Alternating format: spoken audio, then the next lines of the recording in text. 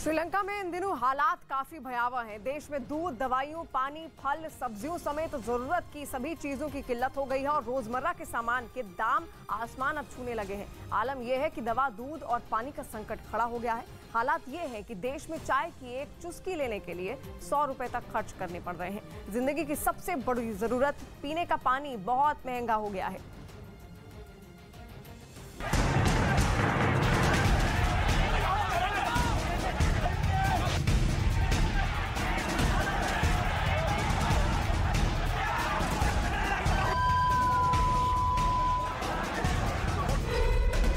श्रीलंका में एक सिलेंडर की कीमत 4,199 रुपए।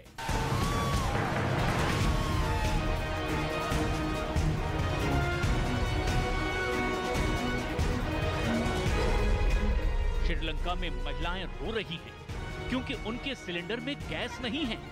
क्या बनाएं और बच्चों को क्या खिलाएं?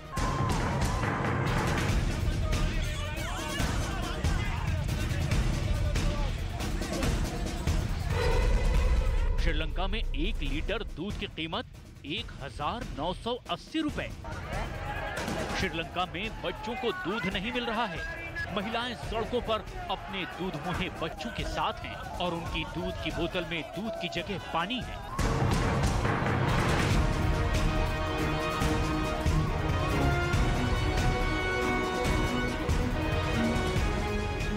हमने ग्राउंड रिपोर्ट करके श्रीलंका के मौजूदा हालात पता लगाए हैं। न्यूज़ 18 इंडिया की टीम श्रीलंका पहुंची और ग्राउंड रिपोर्टिंग करते हुए ये जानने की कोशिश की कि इस देश के मौजूदा हालात क्या हैं। श्रीलंका में 1 किलो चावल की कीमत 500 रुपए। श्रीलंका में खाना जंगी के हालात बन गए हैं। खाने पीने के लिए सड़कों पर मारामारी मची हुई है।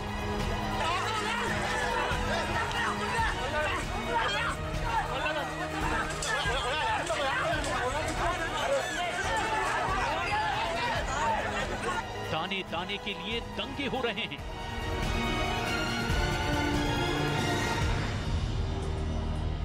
कितने प्राइस बढ़ गए हैं अभी?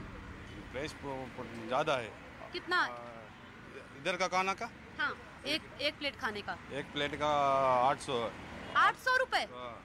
800। एक प्लेट खाने में क्या है जो 800 रुपए? ये राइस है। सिर्फ चावल है उसमें? चावल। बिरयानी है 700 है। एक तो समझिए कि इस वक्त स्थिति क्या है। पहले इसके दाम कितने होते थे? पहले के थोड़ा कमती हो गया। हाँ। अभी ज्यादा है ना, पूरा सामान ज्यादा है ना, इसलिए इधर ज्यादा हो गया।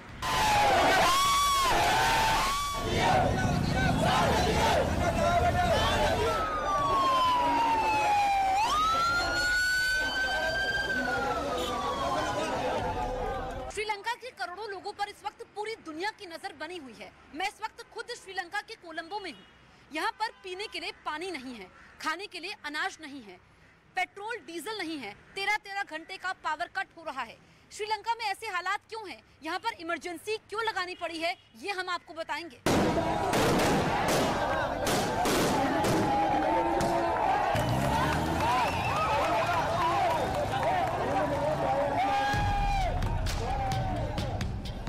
श्रीलंका पिछले 6 महीने से भूख से जंग लड़ रहा है, लेकिन अचानक आपातकाल लगाने की नौबत क्यों आई?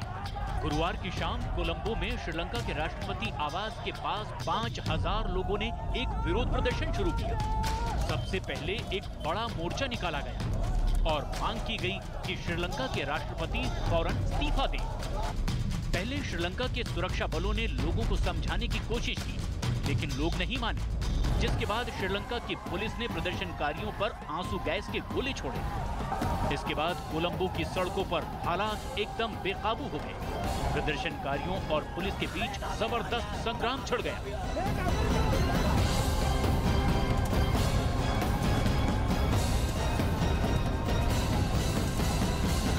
रविवार को श्रीलंका में एक बहुत बड़ा विरोध प्रदर्शन होने वाला है।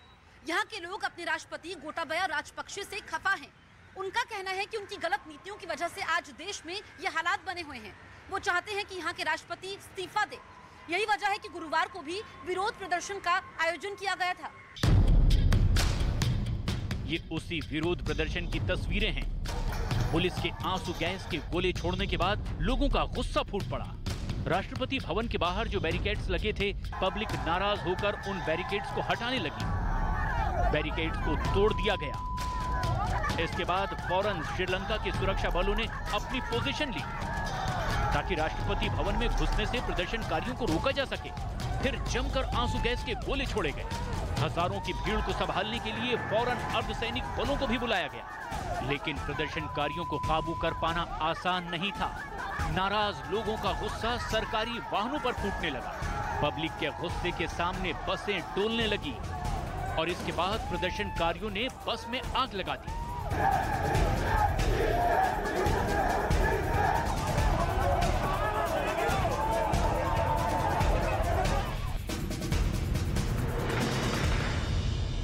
श्रीलंका के लोगों को एक वक्त का खाना भी मुश्किल से नसीब हो रहा है। इसका जिम्मेदार राजपक्षे की पॉलिटिकल फैमिली को माना जा रहा है। लोगों का गुस्सा इस बात को लेकर भी है कि राजपक्षे परिवार के 5 लोग पूरे श्रीलंका को चला रहे हैं। परिवारवाद को लेकर के तो लोगों में डर है, लेकिन भ्रष्टाचार को लेकर के भी लोगों का गुस्सा और ज्यादा भड़क गया। और बड़ी खबर आ रही है, श्रीलंका में आपातकाल के बावजूद विरोध प्रदर्शन बंद होते नहीं दिख रहे हैं और आज एक बार फिर जनता राजधानी कोलंबो में बड़ा प्रदर्शन करने जा रही है। इसे लेकर सेना भी कोलंबो की सड़कों पर तैनात हो गई है।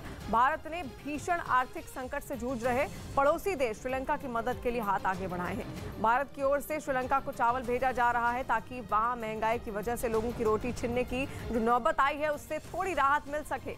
भारत की तरफ से श्रीलंका को 40,000 टन चावल भेजा जा रहा है। भारत ने श्रीलंका को $1 अरब की क्रेडिट लाइन यानी कि ऋण सहायता देने पर सहमति भी जताई है। इससे श्रीलंका को जरूरी चीजों की कमी को पूरा करने में मदद भी मिलेगी।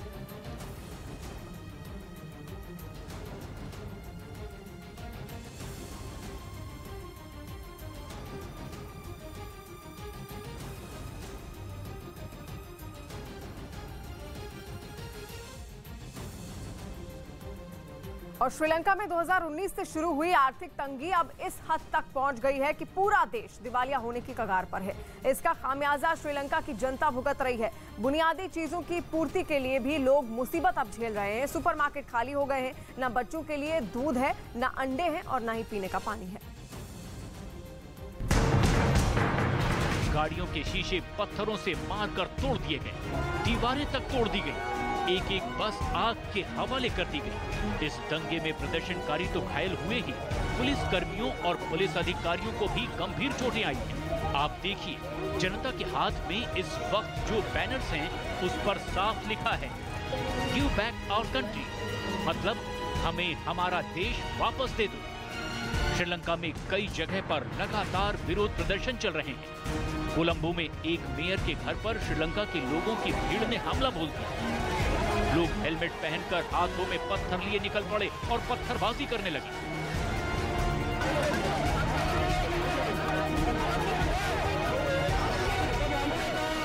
इस वक्त हम श्रीलंका में हैं और यहाँ का माहौल बहुत डरावना है।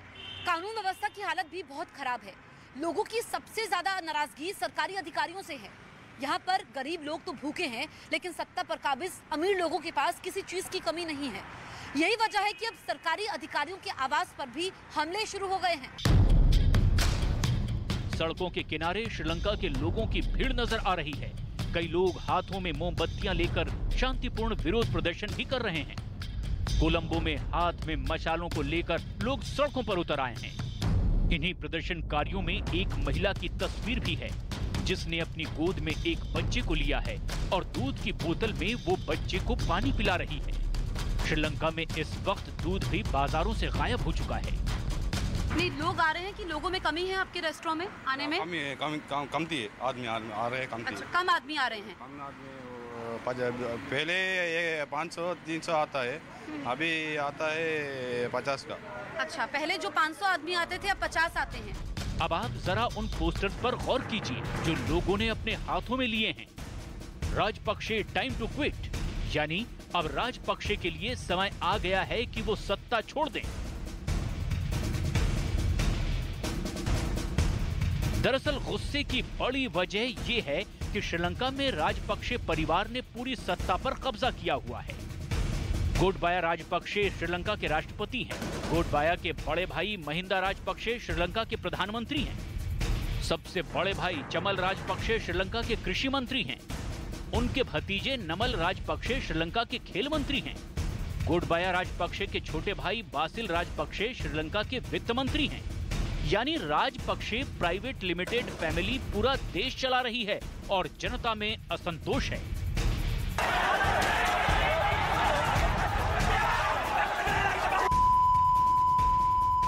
अब सोचिए राजपक्षे कैसे सत्ता चला रहे हैं। राजपक्षे का छोटा बेटा बासिल राजपक्षे अमेरिकी नागरिक है, लेकिन इस समय वो श्रीलंका के वित्त मंत्रालय की कमान संभाल रहे हैं।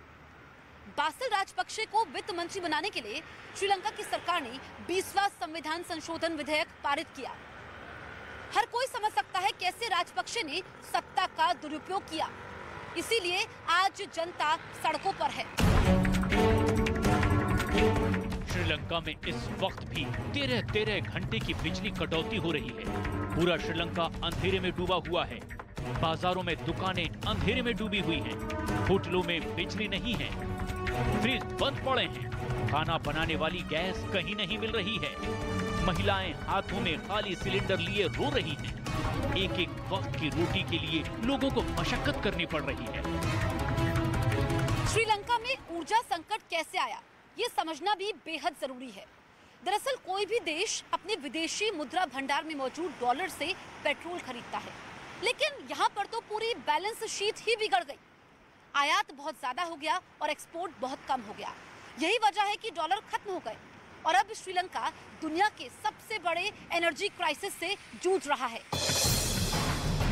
और इसीलिए यहाँ अब सड़कों पर जो गाड़ियां दिख रही है वो श्रीलंका के अमीर लोगों की हैं। श्रीलंका के ट्रक ड्राइवर्स और आम लोग पेट्रोल और डीजल के लिए लाइनें लगा रहे हैं और विरोध प्रदर्शन कर रहे हैं। लोग शाम को 5 बजे पेट्रोल के लिए लाइनों में लगते हैं और फिर सुबह 6 बजे तक भी पेट्रोल नहीं मिलता। फिर भी सुबह 6 बजे दोबारा मुंह धोकर लोग लाइनों में लग जाते हैं और इसीलिए यहाँ जमकर विरोध प्रदर्शन भी हो रहे हैं। आपातकाल से स्थिति कितनी सुधरेगी ये नहीं कहा जा सकता, क्योंकि लोगों में बड़ा आक्रोश है। लोगों का आरोप यह है कि सरकार की नीतियां ठीक नहीं है। यहाँ पर सरकार देश को नहीं चला रही है बल्कि एक परिवार चला रहा है, ऐसा लोग कह रहे हैं। रही बात जरूरी चीजों की, जिसमें मिल्क पाउडर नहीं है, जो यहाँ पर स्टोर्स हैं, सुपरमार्केट्स है, वहाँ पर लंबी कतारें इस वक्त लगी हुई हैं। इसके अलावा पीने के पानी की किल्लत है। कल यहाँ पर एम्बेसी में पानी नहीं था और आज पानी आया है, तो धीरे धीरे करके आ रहा है। डीजल नहीं है, ऐसे में जो स्ट्रीट लाइट्स है उनको बंद करना पड़ा है। आप देख सकते हैं सुनसान पड़ा है। लोग घरों से बाहर तभी निकल रहे हैं जब उनको चीजों की जरूरत है। ऐसे में लोग यहाँ पर बेबस नजर आ रहे हैं और विपक्षी खेमा लगातार ये कह रहा है कि सरकार को इस्तीफा देना चाहिए। कीमतों में जबरदस्त उछाल देखा जा रहा है। डीजल सबसे बड़ी समस्या है, डीजल है नहीं। ऐसे में पावर स्टेशन बंद पड़े हैं, पावर स्टेशन बंद पड़े हैं और आप देखिए कि गाड़ियां यहाँ पर नहीं चल रही हैं, क्योंकि डीजल की कमी की वजह से गाड़ियां नहीं चल रही हैं। ऐसे में अगर सामान दूसरे देशों से आ भी रहा है तो वो लोगों की पहुंच से काफी ज्यादा दूर होता जा रहा है। स्थिति संभलती है तो लोग अपने घरों से निकलते हैं। लंबी लंबी कतारें यहाँ पर देखने को मिलती हैं। मैं एक बार फिर से तस्वीरें दिखाती हूँ। ये देखिए, ये यहाँ पर सिर्फ पेट्रोल पंप में कर्मचारी मौजूद हैं। आपको एक भी गाड़ी नजर नहीं आ रही होगी और यहाँ पर डीजल कब आएगा इनको भी नहीं मालूम है। इसके अलावा वहाँ पर देखिए, वो है लिट्रो गैस पॉइंट, ये आप देखिए, ये भी बंद पड़ा है। यहाँ पर कोई भी मौजूद नहीं है और जैसे ही गैस की जानकारी लोगों को मिलती है कि गैस की सप्लाई यहाँ पर फिर से शुरू हुई है, लोगों की भीड़ काफ़ी ज़्यादा हो जाती है। दूसरी सबसे अहम बात यह है कि यहाँ पर जब हम पहुँचे तो हर चीज़ की कीमतें आसमान छू रही है। खाने पीने की चीज़ें तो हैं, दवाइयाँ नहीं है। अगर आपको सर दर्द है तो वो दवाई आपको मेडिकल स्टोर में नहीं मिलेगी। ये हम ग्राउंड जीरो से सिचुएशन आपको बता रहे हैं, स्थिति बता रहे हैं कि इस वक्त क्या हालात है। जो सिम कार्ड पहले 300 रुपये में मिलता था, आज हमने वही सिम कार्ड 2700 रुपये में खरीदा है। अपने इतिहास के सबसे गंभीर आर्थिक संकट से गुजर रहे श्रीलंका में आपातकाल लगा दिया गया है और आर्थिक तंगी और बिजली कटौती के खिलाफ तेज होते विरोध प्रदर्शनों के बीच सरकार ने शनिवार शाम 5 बजे से सोमवार सुबह 6 बजे तक 36 घंटे के देशव्यापी कर्फ्यू की भी घोषणा कर दी है। श्रीलंका के राष्ट्रपति गोटाबाया राजपक्षे ने शुक्रवार देर रात विशेष गजट अधिसूचना जारी कर श्रीलंका में 1 अप्रैल से तत्काल प्रभाव से सार्वजनिक आपातकाल लागू करने की घोषणा की थी, जिसके बाद से श्रीलंका में कई इलाकों में सड़कों पर लोग उतर आए और सरकार के खिलाफ विरोध प्रदर्शन करते हुए नजर आए। इस दौरान सड़कों पर भारी तादाद में सुरक्षा बल तैनात भी नजर आया। श्रीलंका के राष्ट्रपति ने देश में आपातकाल की घोषणा कर दी, जिसके बाद से पूरे देश में जगह जगह लोगों का प्रदर्शन चल रहा है। लोग सरकार के खिलाफ गुस्सा जाहिर कर रहे हैं। वहीं श्रीलंका की विपक्षी पार्टियों की बैठक भी लगातार जारी है। विपक्ष ने राजपक्षे सरकार के खिलाफ आज देश भर में भारी प्रदर्शन का फैसला किया है। हालांकि ये समझना भी जरूरी है कि आखिर श्रीलंका सरकार से कहां चूक हो गई। इस बीच सबसे पहले भारत ने श्रीलंका के लिए मदद का हाथ बढ़ाया। श्रीलंका की बैलेंस शीट कैसे गड़बड़ाई, अब हम आपको ये समझाते हैं। दरअसल श्रीलंका को दो चीजों से फायदा था। पहला पर्यटन, दूसरा चाय की खेती। अब जब से कोरोना आया, पर्यटन चौपट हो गया, विदेशी मुद्रा आना बंद हो गई और चाय की खेती चौपट हुई श्रीलंका के राष्ट्रपति की गलत कृषि नीति से। दरअसल श्रीलंका के राष्ट्रपति गोटाबाया राजपक्षे ने खेती में फर्टिलाइजर यानी उर्वरकों के इस्तेमाल पर रोक लगा दी। इस रोक की वजह से श्रीलंका में चाय के उत्पादन पर बहुत ज्यादा असर पड़ा। चाय की फसल बर्बाद होने से एक्सपोर्ट भी बंद हो गया। पर्यटन में कमी से भी श्रीलंका को 2 सालों के अंदर $14 बिलियन का नुकसान झेलना पड़ा। श्रीलंका की सरकार ने इकोनॉमिक फ्रंट पर भी बहुत बड़ी गलती कर दी। श्रीलंका की सरकार ने कई ऐसे प्रोजेक्ट्स पर पैसा लगा दिया जिससे उसको कोई लाभ नहीं होना था। जैसे कि हम्बनटोटा प्रोजेक्ट में श्रीलंका ने चीन से भारी लोन उठा लिया और जब लोन चुकाने के पैसे नहीं बचे तो उसने चीन को ही ये पोर्ट 99 सालों के लिए लीज पर दे दिया। श्रीलंका ने खुद चीन को बुलाकर अपने लिए आफत मोल ली। श्रीलंका चीन की गोद में जाकर बैठ गया और आज जब श्रीलंका पर संकट आया है तो चीन नहीं, भारत ही श्रीलंका का साथ दे रहा है। भारत ने 40,000 टन डीजल श्रीलंका भेजा। भारत श्रीलंका को 40,000 टन चावल की खेप भेजने की तैयारी भी कर रहा है।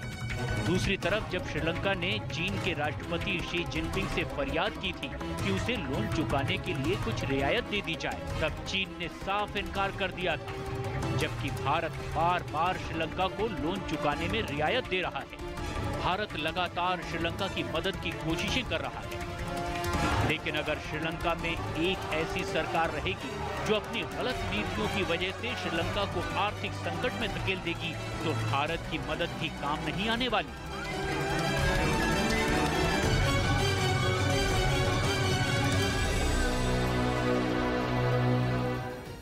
और रूस यूक्रेन युद्ध के 37वें दिन यूक्रेन के उप रक्षा मंत्री ने बड़ा दावा किया है। यूक्रेन के उप रक्षा मंत्री का दावा है कि कीव को पूरी तरह से रूसी सेना के कब्जे से छुड़ा लिया गया है। कीव को छुड़ाने का दावा किया गया है क्योंकि लगातार पैनी निगाहें बनाया हुआ था रूस कीव पर और ऐसे में उसके कई लड़ाके वहां पर तैनात भी कर दिए गए थे। लेकिन अब ये खबर सामने आ रही है कि कीव को फिलहाल छुड़ा लिया गया है, यानी कि कीव अब सुरक्षित है पूरी तरीके से रूसी सैनिकों से, क्योंकि रूस के सैनिक लगातार वहां पर डटे हुए थे कई दिनों से और वो चाहते थे कि किसी भी तरीके से कीव पर कब्जा कर ले। और रूस की ओर से यूक्रेन पर शुरू किए गए हमलों को अब 5 सप्ताह हो चुके हैं। कीव पर कब्जे के लिए रूस लगातार बमबारी कर रहा है। इसी बीच रूस ने यूक्रेन के राष्ट्रपति जेलेंस्की को मारने की भी कई नाकाम कोशिशें की हैं, लेकिन जेलेंस्की इन सभी से लगातार बच रहे हैं।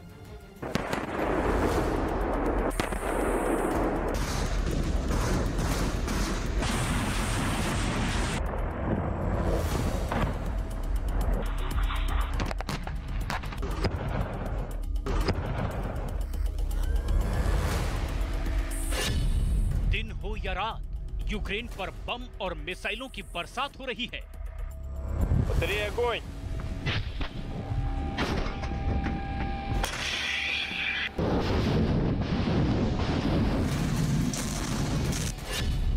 यूक्रेन की जमीन कांप रही है, आसमान धुआं-धुआं हो चुका है।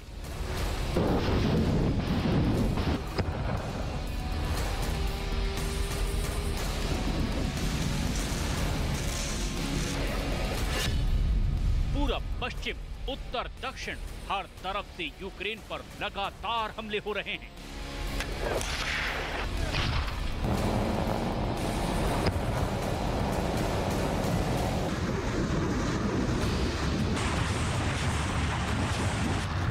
रूस ने जिस इरादे से यूक्रेन पर हमला किया था, अब रूस उसके बेहद करीब पहुंचता नजर आ रहा है।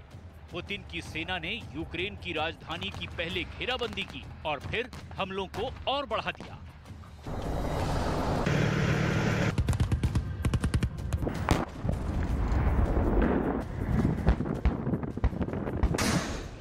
के कोने कोने में रूस बमों और मिसाइलों से हमला करके जल्द से जल्द कब्जा करने की कोशिश में जुटा हुआ है।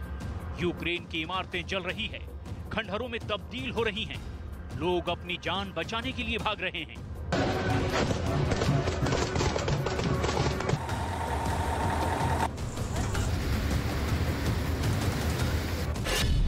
तो अब पुतिन के पंजे से ज़ेलेंस्की को कौन बचाएगा?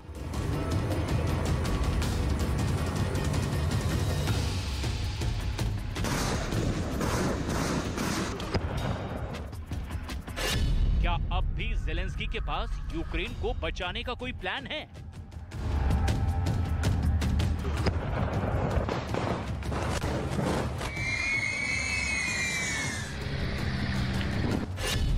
क्या ज़ेलेंस्की के पास पुतिन के खिलाफ कोई ब्रह्मास्त्र है?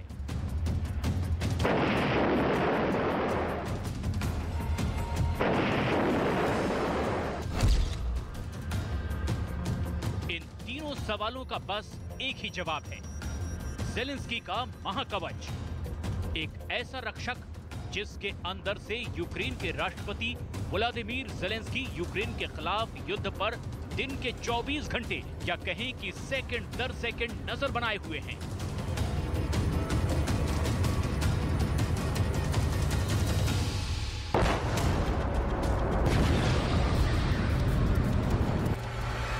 रूस और यूक्रेन जंग के दौरान हो रही हर हलचल पर ज़ेलेंस्की की नजर है।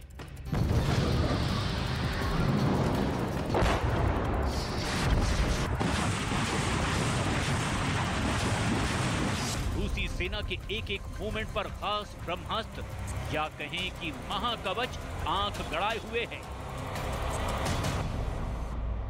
पुतिन ने यूक्रेन पर इतना जबरदस्त हमला किया है कि शहर के शहर वीरान हो गए हैं। लोग अपने घरों को खाली छोड़ करके बाहर भाग रहे हैं, दूसरे देशों में शरण मांग रहे हैं। लाखों लोग अपना घर बार छोड़ करके पोलैंड और अन्य देशों की तरफ चले गए हैं। इसके बावजूद न रूस रुक रहा है और न ही ज़ेलेंस्की हार मारने को तैयार हैं। पुतिन को लगता था कि अपनी बर्बादी देखकर ज़ेलेंस्की सरेंडर कर देंगे, लेकिन ज़ेलेंस्की के लिए वहां की सेना ने एक ऐसा महाकवच बनाया है जहां से बैठकर वो अपने सेना की रणनीति तैयार कर रहे हैं और पुतिन को बराबर की टक्कर भी दे रहे हैं।